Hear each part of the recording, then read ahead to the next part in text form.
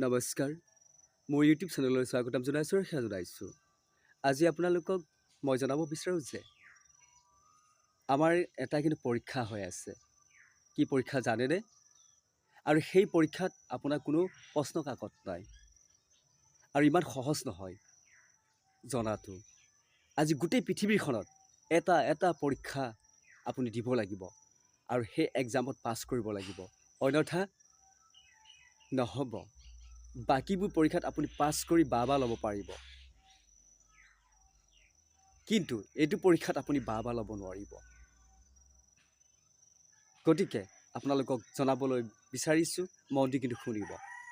সেয়াই হৈছে ভগৱানৰ পৰীক্ষা। আৰু সেই পৰীক্ষা প্ৰশ্ন কাকতত কি লিখা থাকে জানেনে? তেতিয়াহ'লে মন দি শুনিব। কেৱল লিখা থাকে যে তুমি সৰু ডাঙৰ জাত পাত নিবিচাৰিবা। নাম্বাৰ 1।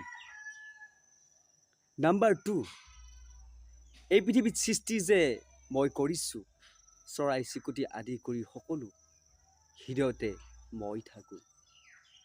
কিন্তু সাজাটোহে বেলেগ, আত্মাটো একেই। নাম্বাৰ 3, সমালোচনা ঠগ প্ৰবঞ্চনা অন্যায় কাকো নকৰিবা। তেতিয়াহে তুমি এক্সামত পৃথিৱী পৰীক্ষাত পাছ কৰিব পাৰিবা, অন্যথা তুমি নোৱাৰিবা। সেয়েহে আপোনালোকক কথাখিনি অৱগত কৰালোঁ। আপোনালোকৰ মতামতবোৰ জনাব, কথাখিনি হয়নে নহয়। গতিকে আজি গোটেই পৃথিৱীখনত এটা পৰীক্ষা লৈ আছে, আপোনাৰ আৰু মোৰ সকলোৰে বাবে। সেয়াই এক্সামত কোনো প্ৰশ্ন কাকত নাই আৰু লিখিবও নালাগে, নিলিখাকৈ আপুনি পাছ কৰিব পাৰিব। কথাখিনি যদি হয়, সুন্দৰকৈ আপোনালোকৰ মতামতখিনি জনাব আৰু পুনৰ লগ পাম বুলি প্ৰতিশ্ৰুতিৰে বিদায় ল'লোঁ।